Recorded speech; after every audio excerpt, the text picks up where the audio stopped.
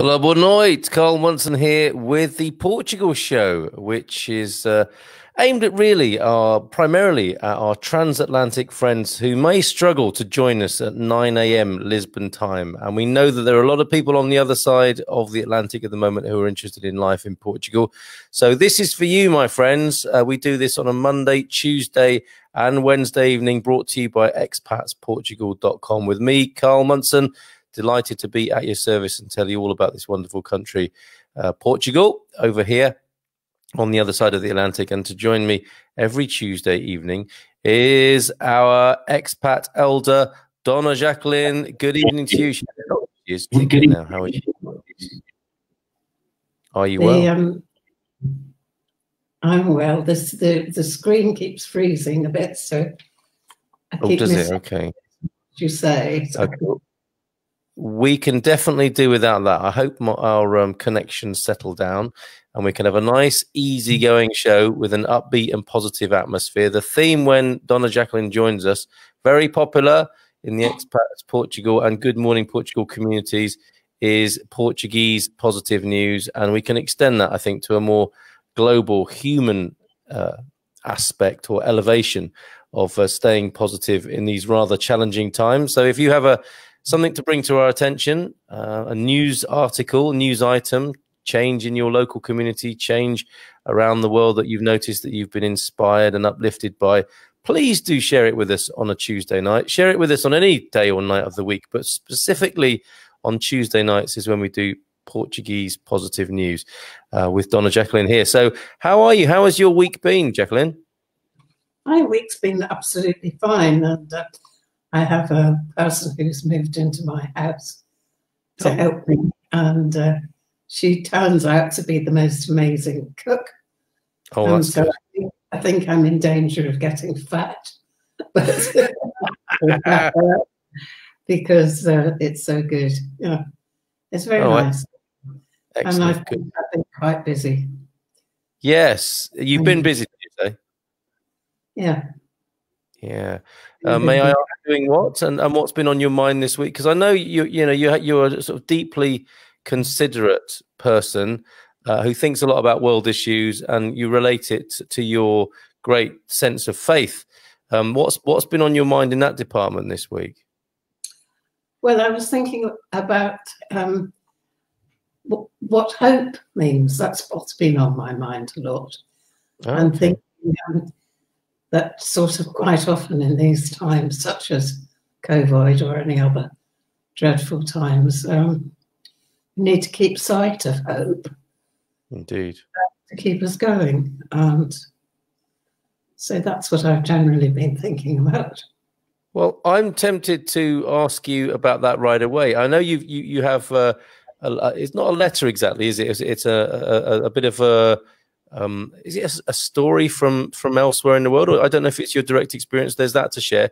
I wanted to share something about the picture that we showed earlier on, which was Gary Austin's prelude to Portugal, but I can't get that to load up just yet. I'll come back to that because it describes his heroic effort to get his life in order before he could make the break and retire early to Portugal. And it's really, I think, quite helpful and uplifting to anybody in the same position who has their eye on retiring or coming to Portugal and is working really hard to do it.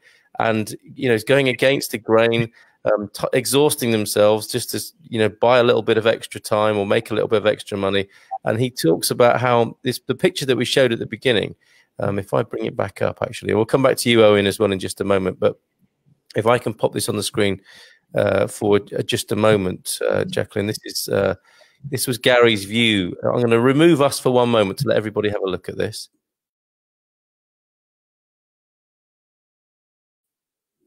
And that beautiful, there's actually a sunset when he was on his way to work, doing 12-hour shifts at night to make his and Linda's journey to Portugal possible. So we'll come back to that when I can actually locate it, when my browser loads up the message that I've got from Gary. But it's an absolutely, I don't know, I think it could be really helpful to people who are struggling away, thinking, I really need to get to Portugal, I want to get to Portugal, I'm working really hard to do it. And we're just keeping people's pilot lights lit and keeping the flame alive. And yeah, relates directly to what you've been thinking about this week, hope, really. And I think the words of Gary will be quite helpful to people as well. So did you want to share what you wanted to read to us first, or do you want to talk about hope, or do a bit of both? I'll read this because it was the clipping from a newspaper that somebody sent to me. Mm-hmm. And the title is Portugal Forest Fire. So I don't know when this fire was, so there's no date on this at all. But the person writing says, eventually we reached a small village at crossroads surrounded by fire. Locals and ourselves were crying, overwhelmed by the heat and the speed of the fire. It was dark, so dark amongst the flames. A man shouted for us to come and take refuge in his home, along with his mother, and several of us did. His mother had an annex flat downstairs, which is cooler by way of the fire. During the time, there were more people arriving, knocking on the door, and people just congregated where there were signs of life. The guy's mum poured us some wine, and it would have been really pleasant if it wasn't for the circumstances. Then the power went off and the flames hit hard, and a fiery red tornado blast by the windows. We crouched on the floor for a good hour, trying to breathe and praying and crying. I'm not ashamed to say it, I was praying, we were all praying. I'm not religious, but at the time you couldn't do anything else. I said, it can't end like this. And I started crying some more and got emotional. Eventually, the fire passed and we emerged to see the smouldering remains of the village. Miraculously, our house and the one next door did not burn. At this point, there'd been no help from any one of the authorities. All the help was from locals, without phone calls being made, without internet, just the way it had always been done. If those people hadn't shown their generosity, we would not be here today. I say a great thank you to them for saving my life. And it's amongst many acts of amazing humanity that we experienced in Portugal. We could have died, we should have died. A random act of kindness last night saved our lives, and now all we can do is pray for Portugal. And I thought that was just lovely. Yeah, it tells us all sorts of things, doesn't it, really, about people? So many, just the way people are. And I find that today, there's people that can be so kind, and they're very, very giving and very helpful in emergency situations. Yeah, absolutely. Yeah, sometimes they don't seem to communicate it. Sort of people don't pop into each other's houses quite so much as perhaps they do, especially in the north of England, where people are always popping in for cups of tea and or borrowing a currant bun or something like that. But, as if you can borrow a currant bun, as if you're going to give it back. But they always help you if you ask. Yeah. Yes, absolutely. I just thought it was lovely. I think that's lovely as well, really do. And there's a couple of things in there that I think are really wonderful, and also a couple of questions, really, because you're absolutely right. When it's split spirit, isn't it? And it's when the chips are down, we find what people are really made of. The people who are struggling and the people who are there to help them. You get to see life in really, and people are in the moment, aren't they? It's like life is in an emergency is really real and raw, and we just see the best of people. And we see the kind of worst of circumstances and the best of people, which is quite incredible. And it's also interesting there that they say, I'm not a religious person, but I prayed. And I just find that so fascinating, because it's, you know, for all of us, it's like that, I think, isn't it? When the chips are really down and you've got nowhere else to, and this is not, you know, to score a sort of religious point or anything.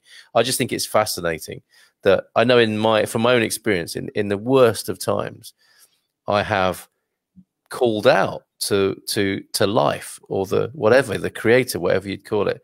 And in the best of times as well, you know, when things are utterly blissful and ecstatic, it's like, praise the Lord, is that feeling, isn't it? And in the worst of times, it's like, oh, help me, God. It's like, well, where did that come from? Where does that come from for all the people who say they're not religious? Because I think when it comes down to it, we'll all call out to the whatever it is, the you know, the divine, the universe, the creator, providence, the universe, whatever name we give it. I think it's the same thing that everyone cries out to in the best of times and the worst of times. What do you make of that? Well, as you know, I am a believer in the Creator God, so I also believe in what the Bible says. So, and that tells me that, and anyone else that might wish to read it, that God has given everyone a measure of faith. And so I think that faith does come into operation. If you don't exercise it all the time, it comes a bit like people we're talking about that respond to difficult situations. Then we expect God to, he's given us enough faith in him to call out to him in difficult situations. Yeah. So it might be once in a blue moon. And then for people like yourself, it might be every day or several times a day. Yeah, it is. It is several times a day. Fantastic. And a beautiful story in terms of, you know, what help came in this amazing country at that terrible time. And I think that was probably 2017, the summer of 2017, when the fires were at their worst. And that scene you described there, I mean, just I was going to say it's unimaginable. The problem is it is imaginable, isn't it? And I think yeah, what else would you do but get on your knees and pray for the best possible outcome? Yeah, and an amazing story. Thank you for sharing. Sorry, say that again. Be on their knees and flat on the floor, actually flat on their faces, trying to escape the smoke. Yes, indeed, yeah. Wow. Okay. Well, a few good evenings on the Tuesday edition of the Portugal Show. New kind of idea. The Portugal Show is Monday, Tuesday, and Wednesday. But what we've done for the last 3 or 4 Tuesdays is have a kind of positive, upbeat vibe, and we try and do that anyway on the Good Morning Portugal Show and in our evening editions. But especially when Jacqueline's here, we're focusing on the positive, accentuating the positive, as the old song goes. Let's face the music and dance, as another song goes. That's the spirit of the show on a Tuesday night. Ola, boa noite from Owen. Good evening to you, my friend. And we mentioned hope briefly at the beginning, and we have a nice acronym from Owen already: happiness, optimism, pride, and elation. Nice one, Owen. Thank you for that. Johnny is here from Belgium. A big fan of yours, I know, Jacqueline. Boa noite from Belgium, and she also says she was in Fatima. It was special, but she's going to leave us hanging there.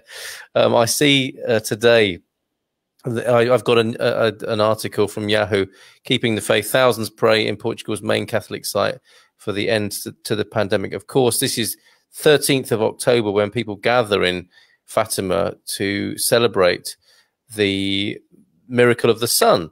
And from Yahoo News here, standing in circles marked to keep social distance, thousands of faithful gathered and held candles at one of Catholicism's most famous sanctuaries in Portugal on Monday evening. That was last night, with many praying for the end of the coronavirus pandemic.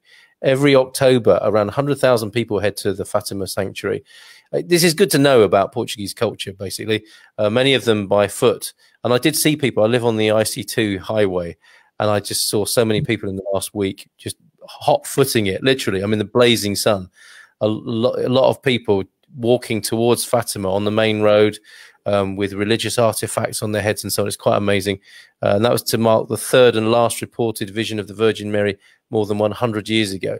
But this year, only 6,000 people are allowed to into the massive outdoor venue because of the coronavirus restrictions. Many of the faithful, all wearing masks, took the opportunity to pray for those affected by the outbreak. You can find out more if you want at yahoo.com, their news section with that. So yeah, an amazing gathering and quite an extraordinary phenomenon in Fatima 103 years ago, when 3 shepherd children were visited by a vision of Mary, who told them to come to look for a miracle, to have a miracle presented to them in a field on the 13th of October. They saw the vision of Mary in the summer, and the older girl, I think, asked Mary to give them a miracle, and she said, well, go to the field on the 13th of October, tell everybody else. And anything from 40 to 60,000, some estimates 100,000 people gathered, and many claimed they saw the sun careening in the sky, which is a word I discovered yesterday. Careening in the sky. So they got their miracle. I've more comments here, if you don't mind me saying so, Jacqueline. You have the most lovely eyes, so full of vibrant life and love. Windows to the soul. I feel like I should give you the big screen, Jacqueline. No, thank you. Shrink myself a little bit. But that's a lovely comment, Gary. Which Gary, that's very kind of you. Yeah, absolutely. Full of life and love, actually. I feel full of life and love most of the time. Oh, that's wonderful to hear. Absolutely wonderful to hear. And let me then return to Gary's comments that accompany the beautiful picture that he sent me, and I'm gonna put it in the background so that you can get the sense of it. Sorry that it says the live stream will begin in less than 60 seconds. It's already begun, everybody. We're here. Me and Donna Jacqueline are here, and we've got the Portugal Show with Portuguese positive news. And the reason the picture's there, this is the picture Gary saw on his way to work one evening, and I'm going to tell you what the words he sent to me with the picture. I remember taking this shot, he says, on my way to work to try to get my head in the right place, and why this was all worth it. And these are the plans. I call it his Portugal prelude. Indeed, it was a difficult few years for me and Linda, because it meant working away from home for most of the week, and we stayed in our caravan. They were long 12-hour shifts, day and nights, in tough conditions. But it was a necessary sacrifice to increase my pension as much as I could before retiring at 55 and coming to Portugal. However, it does illustrate that you don't get nothing for nothing, do you? I think he's probably right. You got to put the graft in. I think he's right. And a little bit of luck or blessing or whatever you might call it. But I think there's that wonderful phrase, isn't there? The harder you work, the luckier you get. And I think Gary is sort of referencing that. And I just thought it was so lovely because, and coincidentally, it kind of chimes with what you're talking about tonight, Jacqueline, which is hope, and how, people invest in their dreams, they work hard, and they hope, don't they? That's a big part of it. So do you want to tell us a bit more about what you've been thinking about hope in these last few days? Well, just to comment on Gary's comments first, if I may. Well, just of course. I haven't ever met him, but I have spoken to him at length on the telephone, and I find him the most fascinating man. He's very, very interesting, and he often says things like, you make your own luck. So I recognise that you do work at it. It doesn't just drop on you. And so I could imagine that he had a lot of experience of working at it. Very nice man. Okay, brilliant. Let the culture carry on. It's like a carry-on film, maybe, Owen. I could do with the laugh of that kind. Carry on culture. Charles is here tonight. Hello, Charles. Great to have your company. We haven't done any temperatures yet. We've kind of breezed past that, pardon the meteorological pun and reference there. Maybe we won't bother this evening. But so thanks for checking in, Charles, who says we need a miracle this year. I think a lot of people are thinking that, and we may well get one. Johnny is saying, what I mean with, but I didn't understand. Okay, I don't understand that, Johnny. Maybe I need to expand on that. And Jimmy, somebody who hasn't spoken up before, as far as I'm aware, maybe once or twice before, but not a regular contributor as far as I'm aware. But so good to hear from you tonight, Jimmy, letting us know that you enjoy the show and giving us some thanks there. Really, de nada, as we say in Portugal. We're delighted to be here, and that's an extra bonus for me, and I'm sure it is for Jacqueline as well, that you enjoy the show. And the Carry On film is Carry On Portugal. It's the Portuguese. Oh, I bet we brought fun with that. Can you imagine making Carry On Portugal if we could resurrect the spirit of Sid James and Hattie Jakes having a kind of romping comedy in the Algarve? That'd be superb. Absolutely.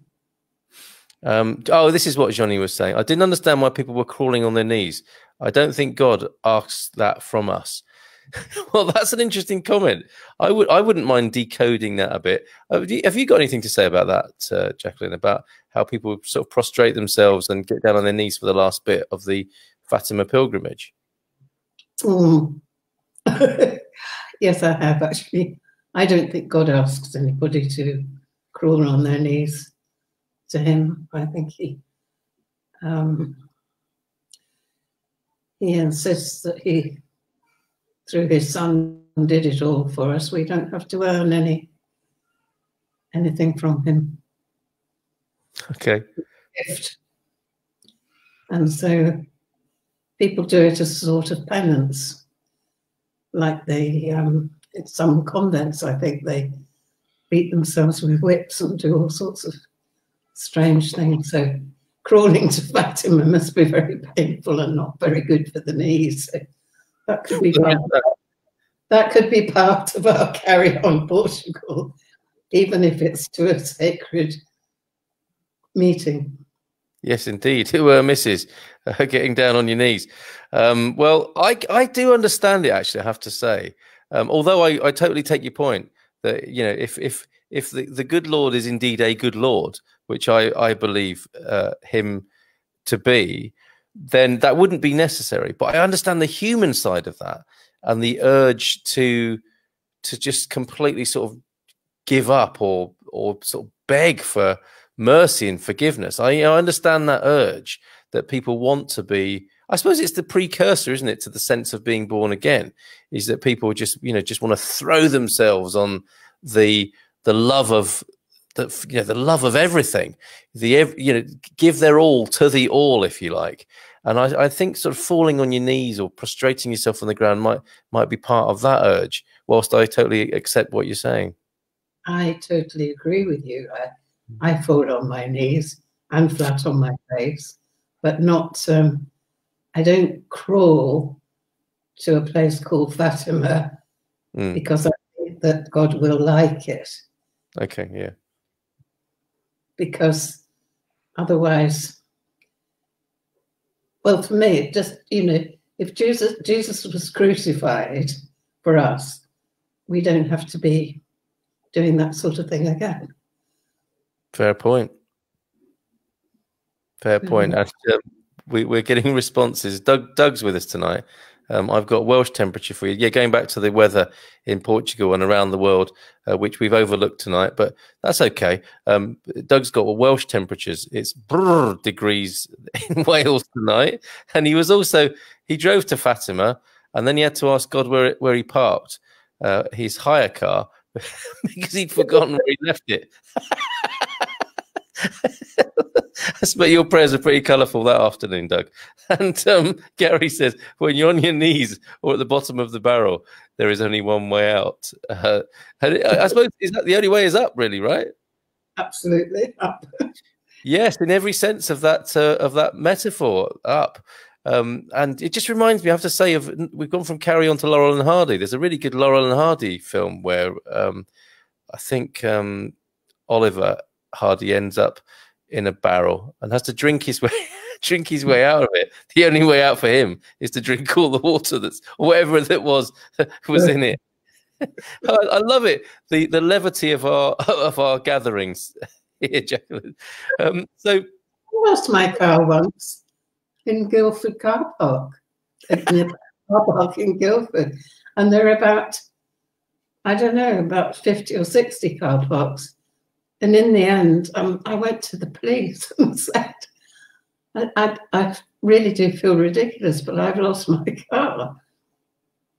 And they very kindly drove me around every single car park and went up and down all these lanes until I found it.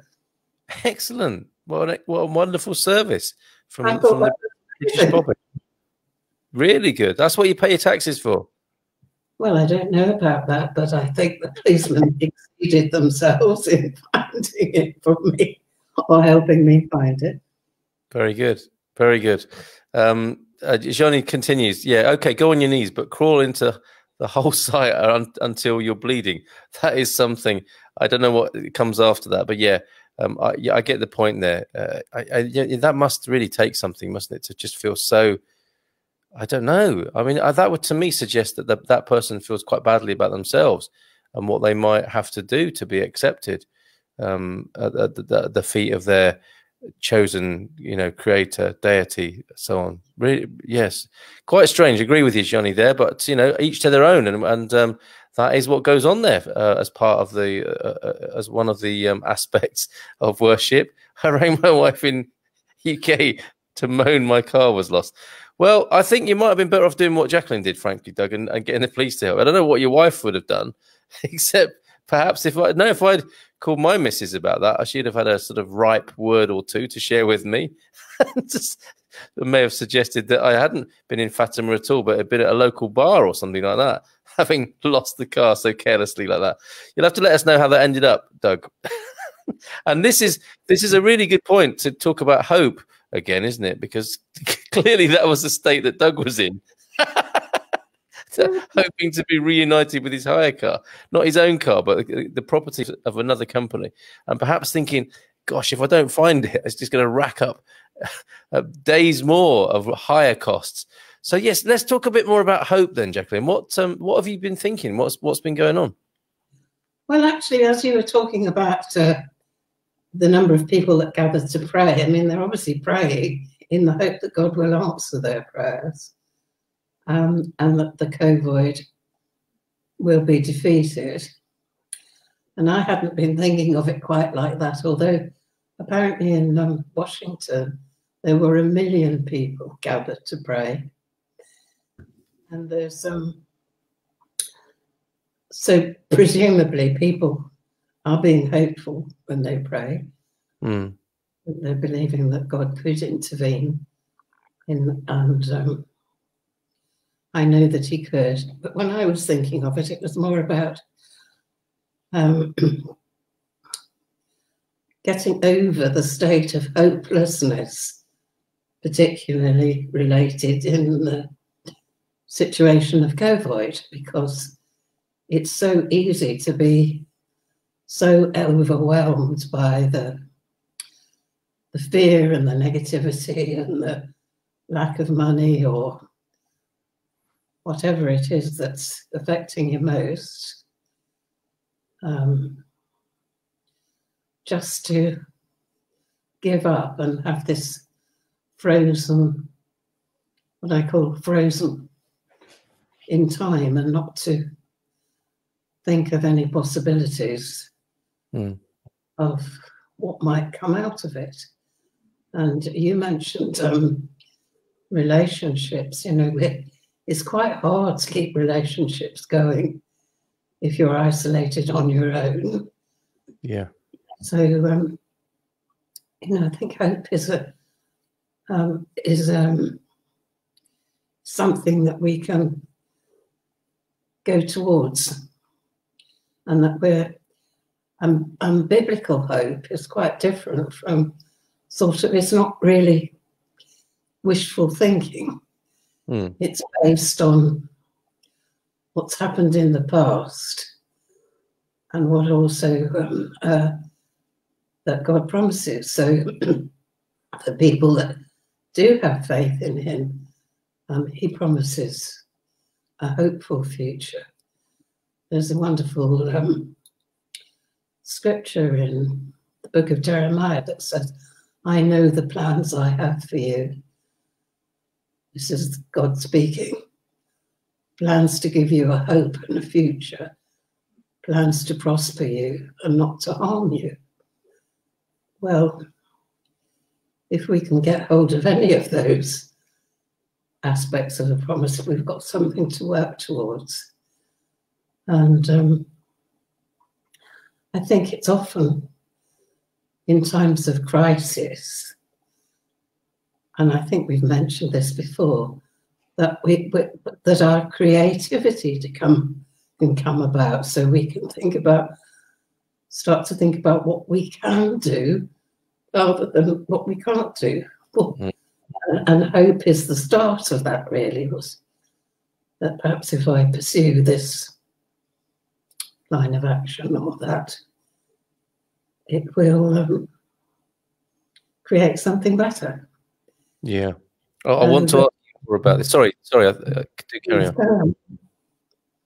Well, I wanted to ask you about prayer, because Johnny is saying praying is for me normal, talking with God, not only when there is something wrong, which is, I think, a really good point to make. Before we go deeper into that, apparently Doug's wife couldn't stop laughing when he called the UK to say his car was lost. So, I don't know. Maybe not a great deal of help, but cheered him up a bit, perhaps. And Gary says, when my dad was alive, he had a red Montego car. He left it in a car park, and after looking for it for a while, found it, got in it, and drove off, only to see a coat on the seat that wasn't his. He'd driven off in someone else's car, but the key worked, which Doug says. Doug's got a beautiful, I discovered last night, Doug's got a brilliant Austin 1300 GT, still, I believe.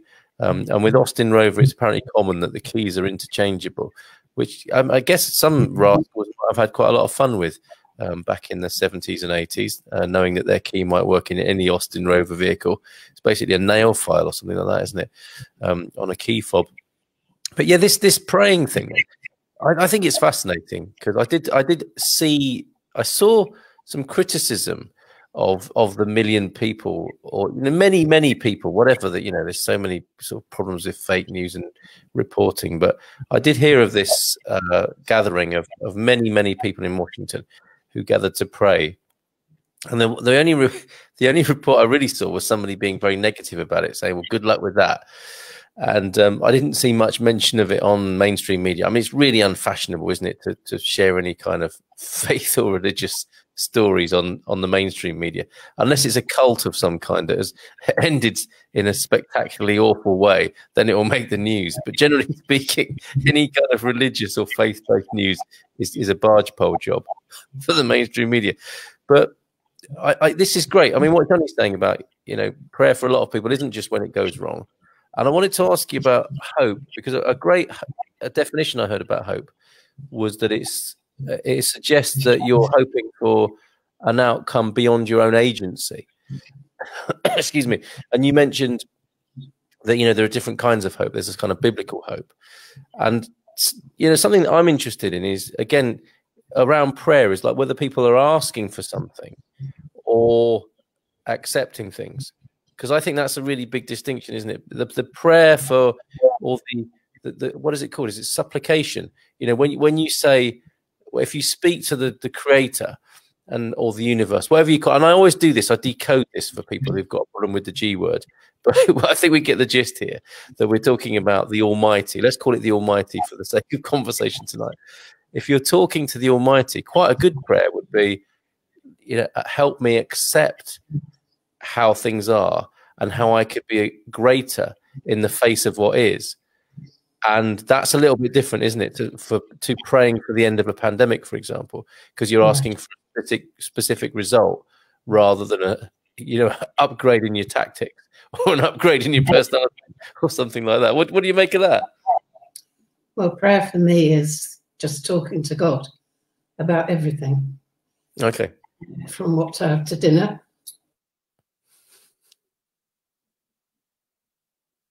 Oh, I don't know if we've still got Jacqueline there, but she's frozen up for me. Hopefully not for you, everybody else. Which could be quite surprising, really.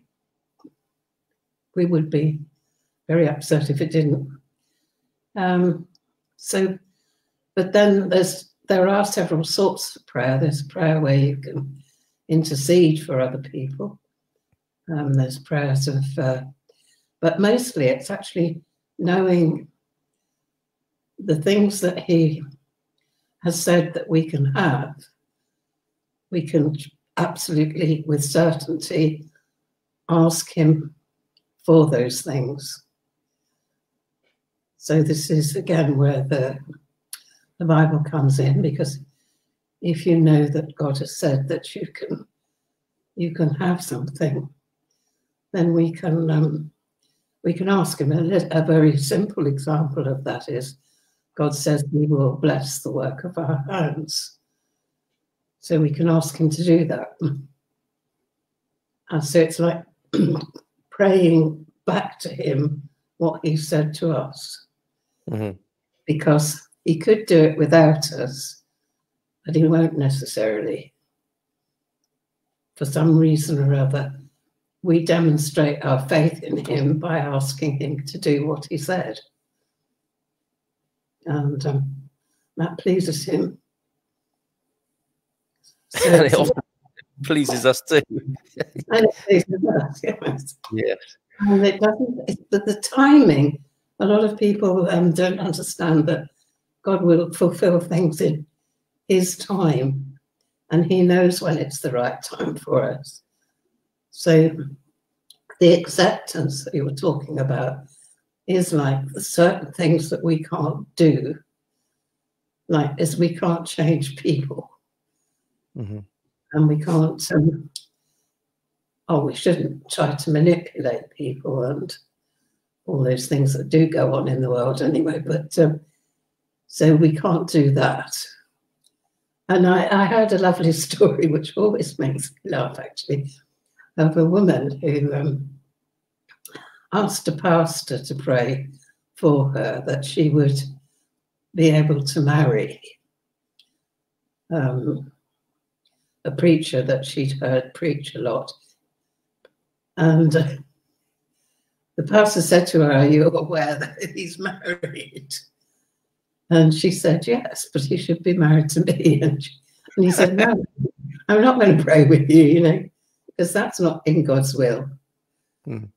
So it's, but prayer for me is just really, really ordinary, It's just ordinary conversation. And it's not that I do have some special times of prayer, but mostly I just get up in the morning and talk to God about the day.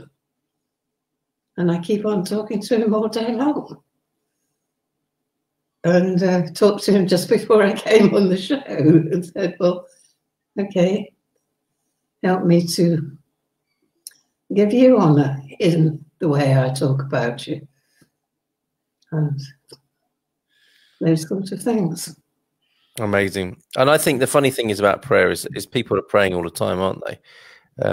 Even though they might not see it like that. It's just, when we have, it's so fascinating, I think, that we have faith. And like the person you read out earlier on, I'm not a religious person, but I do, excuse me. And that would make such a brilliant book.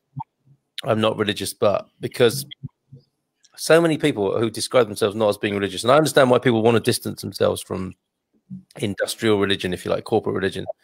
I do too. Yeah, but people have faith, don't they? We have faith when we step out of the door. We have faith that we won't, that we'll stay well. And when we hope and wish for things, we're praying, basically. I just think it's really, humans are so fascinating. Yes. I need to have a little cough and a little sip of water. So if you could fill in for me and busk for a moment, that would be awesome. Busk. Well, the faith, I think, is hope is the precursor to faith, which is what you've just been talking about too.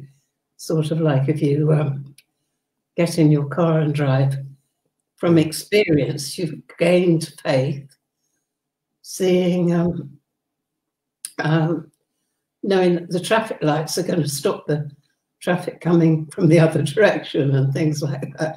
So we Yeah. get really upset when those things don't work. So to me, there's sort of two kinds of faith, really. One is a developed faith, and the other one is the sort of trust that, because trust is another word for faith, that little children have with their parents. Mm. I mean, I don't know if your child has ever launched themselves off some high thing knowing that you're going to catch them. Too often. And but they're looking at you because they trust you with their lives at that point. Yes. So there's that sort of faith. And that faith is very childlike.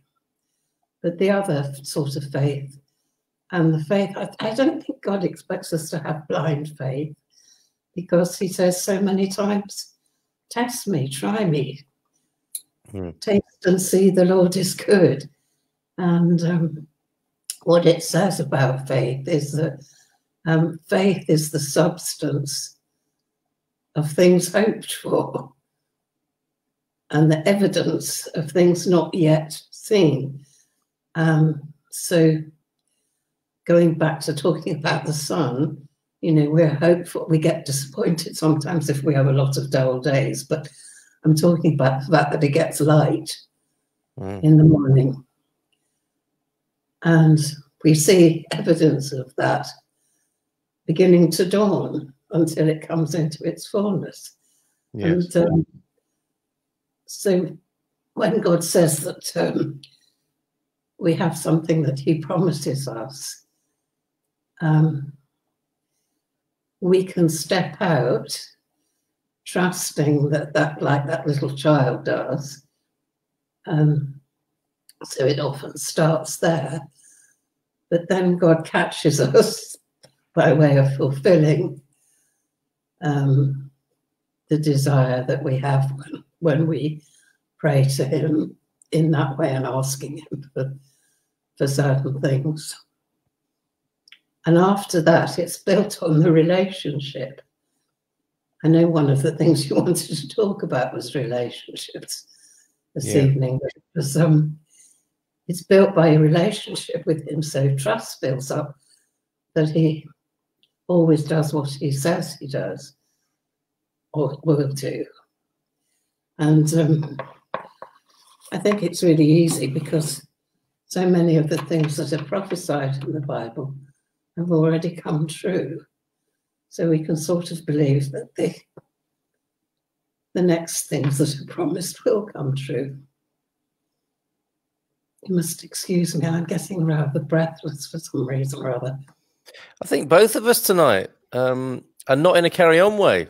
Marco Oliveira says, it's nice and recomforting to see people together desiring a good common goal for all. That's definitely where we're at, Marco, for sure. I mean, I think, you know, whatever people's faith-based beliefs and so on are, I'd like to think that Good Morning Portugal, Expats Portugal, and the sort of people who gather morning and evening, basically, I mean, people are nice and good.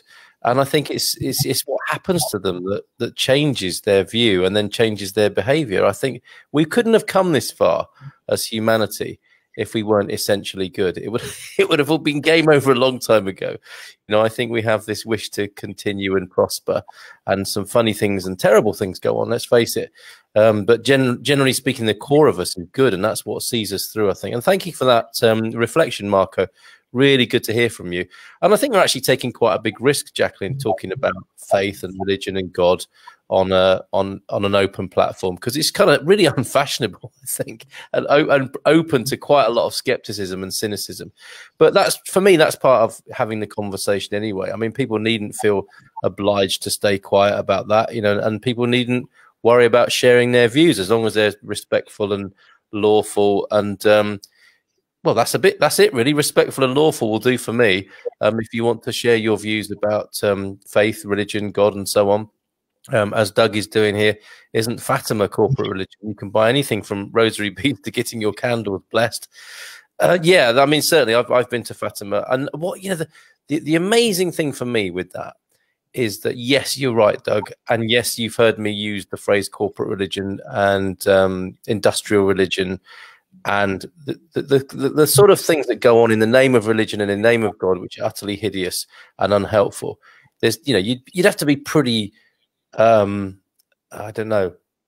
You'd have to have your head buried deep in the sand, let me put it like that, to not acknowledge that that's going on.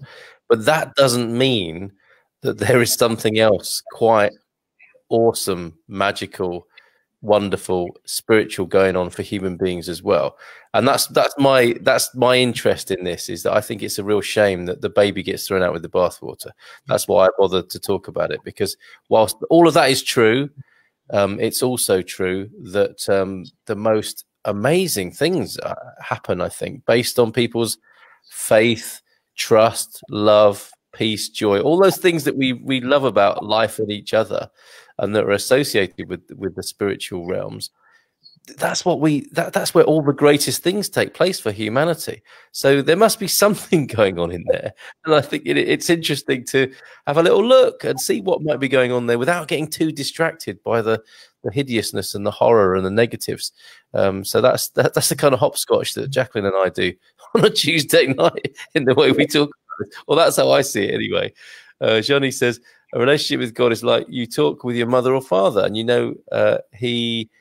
I think that's probably maybe respects you like you are, and you try to do your best for the world and other people. This gives you hope and peace in your life. Great. That sounds to me like testimony, Johnny, to your faith and understanding. Absolutely. Love that you're sharing that with us. Doug says, I loved Fatima. I was deeply moved by being there. And that too, that's what I really wanted to say, Doug, is that, I know as a rational thinking person that terrible things happen in the name of religion and under the banner of religion. And yet when I go to Fatima, when I go to an old church, when I calm myself, when I find myself in peaceful or religious or spiritual surroundings, something is going on as well that I too, like you, am deeply moved by. And it's interesting, isn't it, why we can't have many more open conversations about that. Again, that's the part of religion and faith that we're not discussing. And you would think, wouldn't you, Jacqueline, that in this time of great challenge, we might talk about anything that would give us some help. And yet all of that, what it is that deeply moves us, what it is that could create or generate or allow for more love, peace and joy among people, isn't really being addressed. It's all the gloom and doom stuff, isn't it? And that's why we've come full circle and why we're doing the positive news in Portugal on Tuesday night. Yes. I mean, for me, I don't like corporate religion any more than anybody else, I don't think. And I've had several clashes with it. But for me, it's a relationship that built. And I didn't have, I had a very unrelational childhood. I was sort of left at about 11 years old, and I was a very, very young 11. And so I didn't have a family. I didn't know. I was always being parked with somebody or other, and I lived mostly in a hostel. I was very blessed in the fact of the person that was actually running that. And so my sort of first encounter with Jesus, if you like, was at a Billy Graham crusade. Wow. And because he told me that Jesus loved me, I fell hook, line and sinker for that. I don't think I really understood anything like I understand now, but I just thought it would be wonderful to be loved by somebody. Anybody would do, you know. Oh, and wow. If he was called Jesus, then that was fine. And I didn't stay steady with him from then onwards by any means. My life went into all sorts of loops and hoops and roundabouts, and I probably explored every new age type of thing that there is to explore at one time, because the only thing I could remember that Billy Graham said to do, because they didn't used to do follow-ups in those days with people in any way. So you didn't have anyone to help you understand what sort of commitment you'd actually just made. But I went to, he did say, find a good church. Well, I think I went to every church in the town that I went to school in, everything from a sort of little chapel-y place, which had really hard bench seats and was very cold. That's all I remember. It was freezing. And Presbyterians. Everywhere. I just went to loads and loads of different churches, and the Roman Catholic Church I liked because it smelled nice and it had lots of pictures on the wall, and they had candles, and I thought this was lovely. But I didn't stay there because I didn't find whatever it was I'd had in that experience. Because although it was very shallow, it was there. And for me, Jesus had remained faithful to that commitment that we made together and rescued me from all sorts of things until I actually really did have a personal encounter with him. And I was reading a book at the time which was talking about something. I heard his voice speak to me so loud, so clear, said, "Why are you reading this book? I want you to read my book." And that was my first encounter with the Bible. And I haven't looked back since then. Wow. When was that, may I ask? Well, it wasn't until I was in my late 30s, going on 40. And then I developed a real passion for the Bible and started to study it. And then later on I taught, started to teach. And I find it grows every day with me. But it was also in those really early days, I wanted to have, because I spent so much time actually being shuffled around from relative to relative, or anybody that would take me in, I suppose. I was always having to behave differently according to where I was. So I became past master at being what people expected me to be. So I never really grew into who I was until much later. Interesting. And so now if you get me, whether I'm on Portugal news or anywhere else, I can't separate it anymore from, you get Jesus too. So that's, and the Word of God. I can't be, because that's what allowed me to be me. And presumably you found complete acceptance in that. Absolutely, which is what your gentleman from Holland, was it Holland or the Netherlands? Oh, Johnny, yeah, as a lady. I'm saying Johnny, which sounds like Johnny, but it's a she from Belgium. Oh, Johnny, yeah. Okay. But one of the things somebody said was that God accepted them completely. Yeah. They misspelt the word, but that's total acceptance. But he also then brings out the best in you. Yeah, yeah. And develops it. And still is. I don't think it ever stops in this lifetime. Well, why would it? Why would it? I think there would be no reason for it to end, would there? I don't think in our sort of paradoxically finite universe or finite existence here. Yeah, there's no reason why our spiritual development wouldn't continue endlessly. We have some we've got about 4 minutes to go officially. We could run over a bit because you're right. I did want to talk to you about relationships based on some information about how marriages have suffered in Portugal. We do need to relate the news to Portugal in some way here. I think that's useful to do that. And I was surprised to see the amount of divorces in Portugal had gone up, and that was related to lockdown. There's a few bits of housekeeping to do as we conclude here, and I've also got a pronunciation note from Johnny.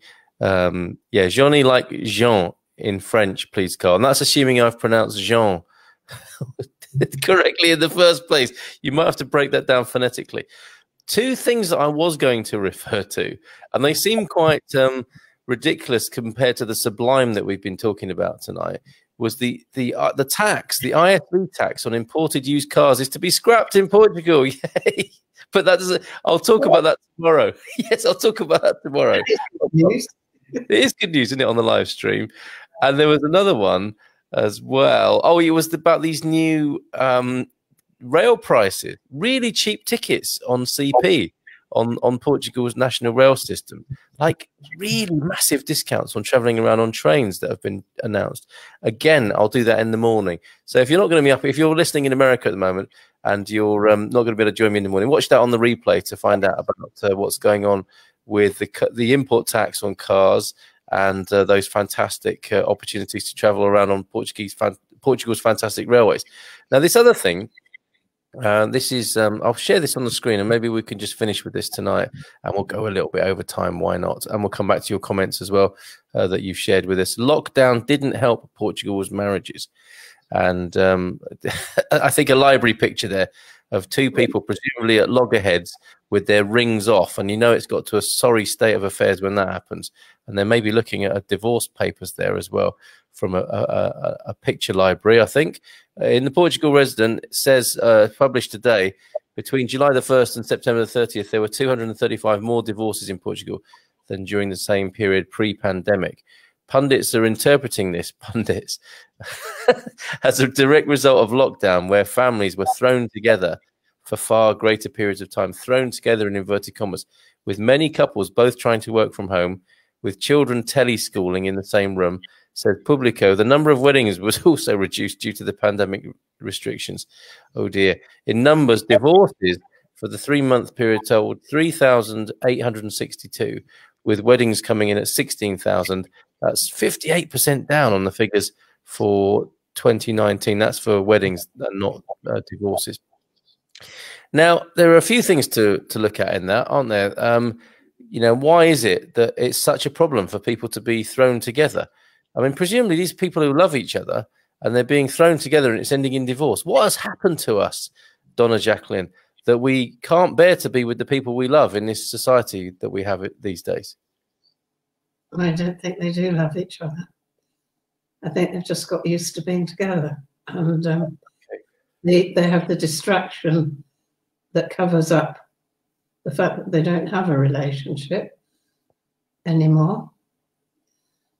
And so if that is so, and it could be, then it's going to accentuate the problem that's already there, or which they've managed to ignore by being so busy, and being out and about and generally distracted. Because it's quite possible to live in a house together and not, or even, be sleeping together and having a sexual relationship without having a relationship where they really care for each other. So something's gone. And you do hear in other cases, which I've heard quite a lot of, it's been completely reverse.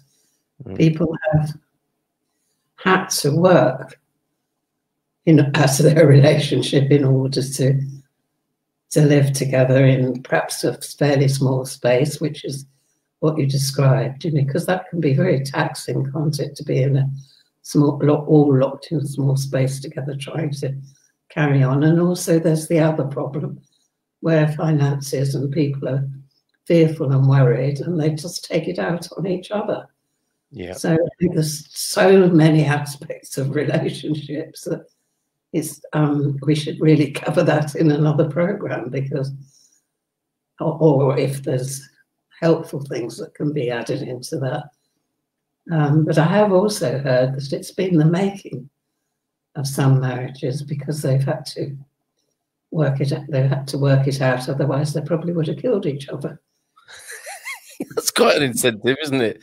And Yeah. I think, again, obviously, with taking a news story, it's going to be spun in quite a negative way, isn't it? Gloom, doom, and extra divorces. And I think you're absolutely right that there will be, for every case of gloom and doom, there's going to be presumably a hidden case of people overcoming themselves and digging a bit deeper and using hope and prayer possibly. And what I think you alluded to at the beginning there was an active form of love, not like, yes, of course I love you, or we're married, aren't we?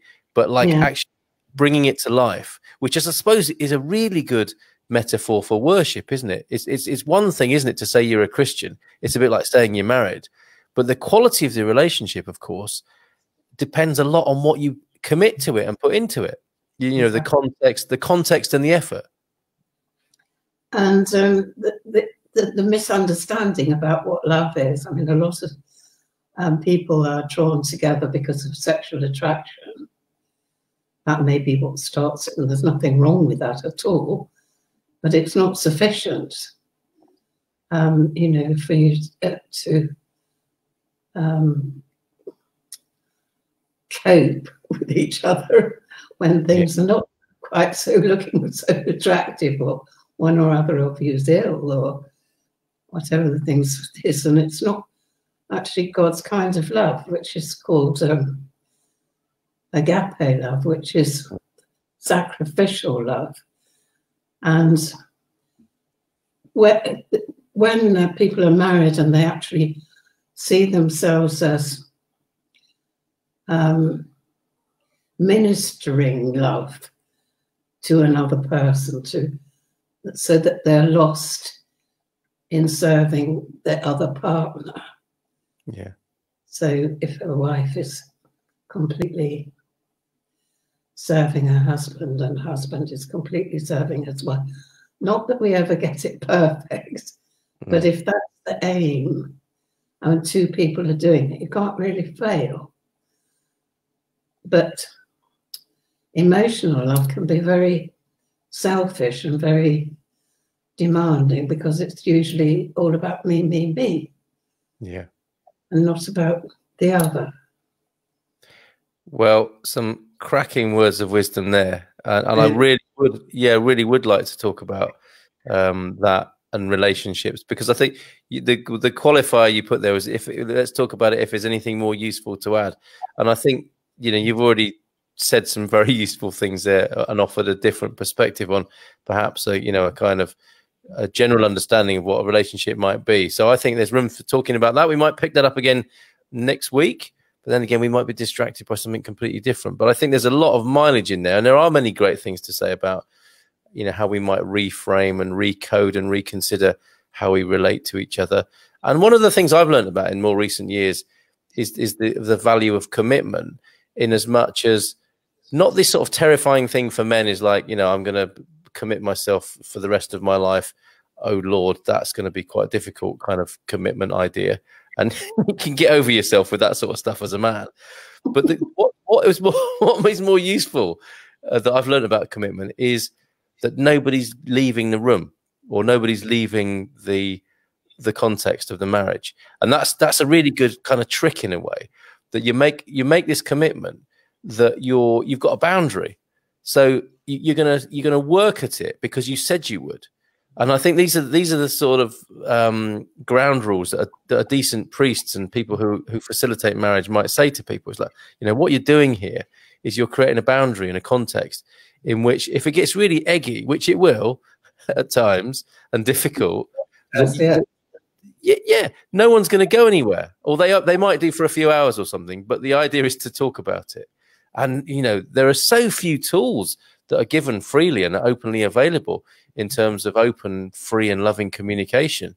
Because you're right, I think same, you know, what we've learned from popular culture and you know, dating culture and every, again, it's corporate relations. Like we're talking about corporate and industrial religion. We've got corporate and industrial relationships now, haven't we? Where it's not about the relationship really, it's about what you can extract or consume from the deal, from the contract. But I think we can return to that, and perhaps I was definitely come back to you for a last word or two or three or as many as you want, Donna Jacqueline. But I just want to touch on a few of these comments so that people can feel heard and that their contributions are taken seriously. Going back to corporate religion, Fatima, and the conversation we're having there, some amount of corporate religion is necessary to facilitate such an awesome site. Absolutely. A lot of upkeep, like paying to visit York Minster. They all require upkeep. Absolutely, Doug. Fair point. Well made and understood here. Why is it difficult? This is a can of worms. We're already 7 minutes over time. We couldn't possibly open up on this, but we will do possibly at some other time. Why is it so difficult for people who believe in God to talk openly about their faith in these modern times? Great question. And it's Jani. I'm going to tell you in just a moment. Why is it easier for Muslims than for Christians? I think that is a very interesting question. And I don't think the responsibility for that lies entirely with people of Islamic faith. I think that's a kind of news spin. But I would love to talk about that more, but we can't do that right now, unfortunately, because we're running out of time. But I'm not copping out, well up for that discussion. I think it's fascinating. Jeannie, like Jean in French, please, guys. See, that's what I thought I was doing, saying Jeannie, but not Jean. Try Jeannie, but the first ja is like ateja in Portuguese. So Jani, then I'm going to go with Jani from now on and see if that gets me into further trouble. And that idiot Englishman who can't say it properly. Go on, Jacqueline. I just was trying to say Jani. Jani, I think we've got it now. I think we've got it. We'll find out. People like to tell you that a marriage is 50-50, but it's really 100-100. If both aren't giving their all, it doesn't work. Well said, Charles. Yeah. And everybody is looking differently at this crisis, and therefore they begin to talk really with each other. Yeah. And some people are reacting strange because they are in fear. Jani, I think that's absolutely true. And I think it's true what you were saying, Jacqueline, about how, you know, sometimes for the first time, people are realizing, what on earth am I doing here? We've just been going through the motions. There isn't really anything deep that's bonding people apart from the mortgage and the arrangement and the routine and everything. And people are getting a chance to see that, aren't they? Which doesn't mean to say they can't rekindle their love if it's there, which of course they can. But I think these are difficult times in that respect, and hence that divorce statistic in Portugal. So I think we perhaps could conclude there. And the way we do this is to go to you, Donna Jacqueline, for your final thoughts, words. May I tell you a very quick story then? Of course. My final words, and it is about a couple. I won't give names, but she was obviously feeling that she'd had enough of whatever was happening in their marriage. So she goes upstairs and packs her suitcase and says she's leaving. And the husband says to her, well, would you mind just hanging about in the hall for a few minutes? And he disappears upstairs and comes back with his suitcase. And she said to him, what on earth do you think you're doing? And he said, well, if you're leaving, I'm coming too. So the husband's committed. Yes. Absolutely. So that's what it is. It's the covenant commitment that you make. Yeah. I've been married twice, and my first marriage wasn't wonderful, but my second one was. And I think we promised that we would never leave each other, and meant it. And that no matter what happened, we'd work it out, work it through. And that's the commitment that's needed, because there are many times when things get awful. So I guess the note to leave everybody on is, well, just get on and work it out. Yeah. Keep going. because there is hope and there's light at the end of the tunnel. What a lovely I think note. that's where we started, you know, Carl. We started with somebody, with Gary saying you have to work. Well, you have to work. Yes, indeed. Yes, indeed. Marco enjoyed that story. Shelley also, hello to you, Shelley. Oh, that's so sweet. He wanted to go too. That's fantastic. And thanks, Jacqueline. It is correct. What about me? Did I get it right? Jenny, like, you see the thing, now it's got more confusing. We say Joan of Arc. We don't. So that's thrown another spanner in the pronunciation works there. I'm still going to go with Jenny for the time being. And I've got to speak to you again on the phone, I think, Jenny, to just nail this once and for all. But Jacqueline, thank you so much. Lovely story to finish with there. Some lovely themes tonight of faith, of hard work, of commitment. And of course, to bring, I mean, it's not all hard work, because I guess when the hard work and the commitment and the trust and the faith are there, that can occasionally give you a beautiful experience of joy, love, peace, and those things that we ultimately that we live for in this world, in this life. And that's what we leave everybody with, the hope of all of those lovely things. Thank you, Carl, again for having me on your show. Thank you very much for being here. See you next Tuesday, and everybody else as well. Thank you for your contributions and your commitment tonight. I mean, it's no small undertaking to be with us for an hour, as some of you have been over an hour. So we really do appreciate that. They say that people have short attention spans on social media. We go against that trend here on the Portugal Show, and we hope to have your company tomorrow morning or tomorrow evening or some other time in the future. Bless you and go well. Bye for now.